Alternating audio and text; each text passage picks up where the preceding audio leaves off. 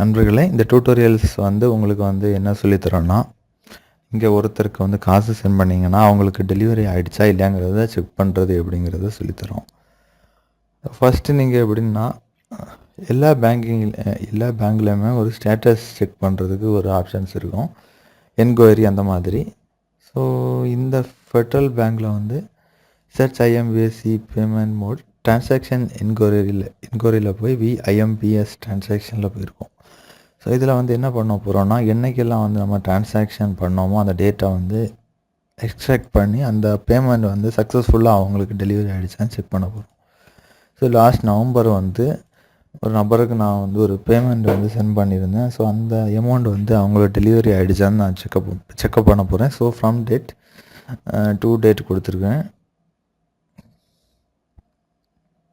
Search கொடுத்தாச்சுன்னா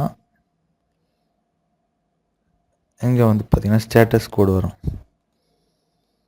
status code 91 வந்துச்சுன்னா கண்டிப்பாக delivery ஆகலை.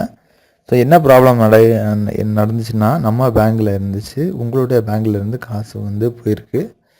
ஸோ ரிசீவர் பேங்க்கு வந்து பேமெண்ட்டை வாங்க மறுத்ததால் அது வந்து 91 ஸ்டேட்டஸ் இது மாதிரி எரர் வந்து வந்துச்சோம்.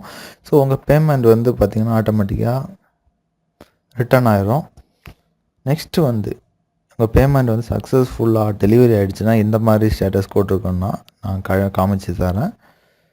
ஸோ அதே மாதிரி இங்கே ஃப்ரம் டேட் 12/11 போட்டதுக்கப்புறம் டிசம்பர் 2 வரைக்கும் டேட் சேஞ்ச் பண்ணிவிட்டு சர்ச் கொடுக்குறேன்.